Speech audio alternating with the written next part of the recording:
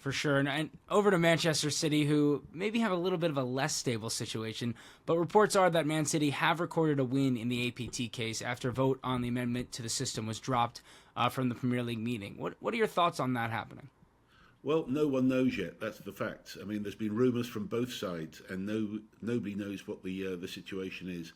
Even the leagues who are paying the clubs who are paying the legal bill for the league to challenge City, don't know. So they're actually footing the bill without knowing what the decision is. So we've got to find out how that's going to be done. I'm not sure.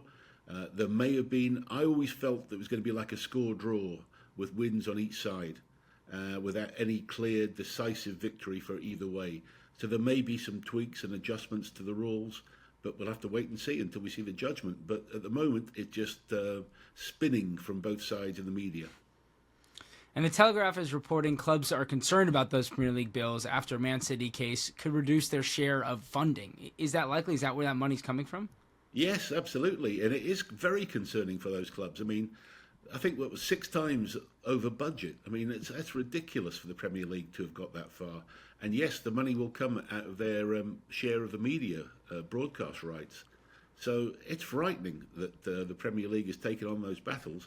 And by the way, that was last year's bills, and now we're looking at what it's going to be for this present big Man City case. So yes, it's going to get to a big number. And quite rightly, the clubs should be very concerned about the way that the Premier League have fought this. It's the Everton costs, it's the Notts Forest costs, and some serious questions are going to be asked of the chairperson, Alison Britton, about how it got to this stage. And should clubs feel like these other clubs who are, costing them these legal fees owe them in any way? Or how does the Premier League move forward with this as PSR becomes a bigger and bigger issue and more cases about points deductions come about? Well, as we've said, look, we understand that if there are rules there, then the Premier League has a job to enforce them. My argument is that they have not enforced them in a way that is consistent with the way it can be done.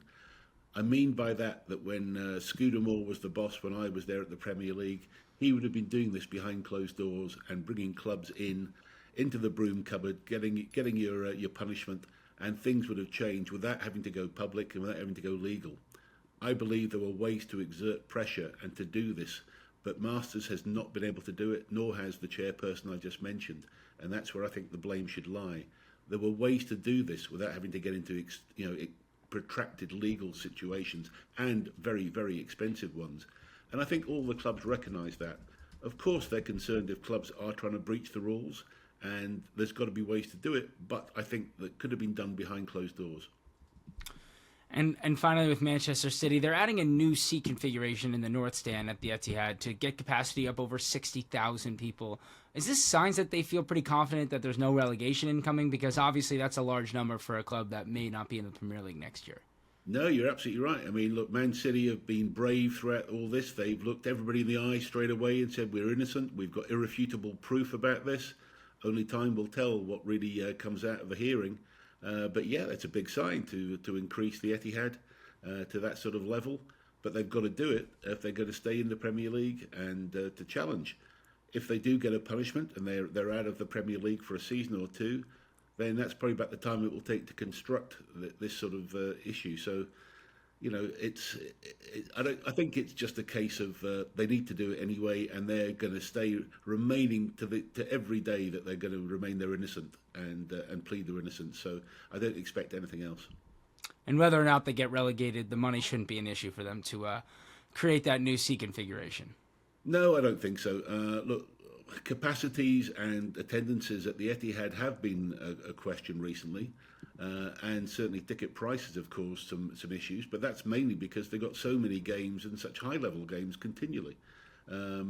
Is there, more Man City? I don't think there's a major waiting list for season tickets, but I think they'll be able to pick up the tourism factor as well and start to fill those seats.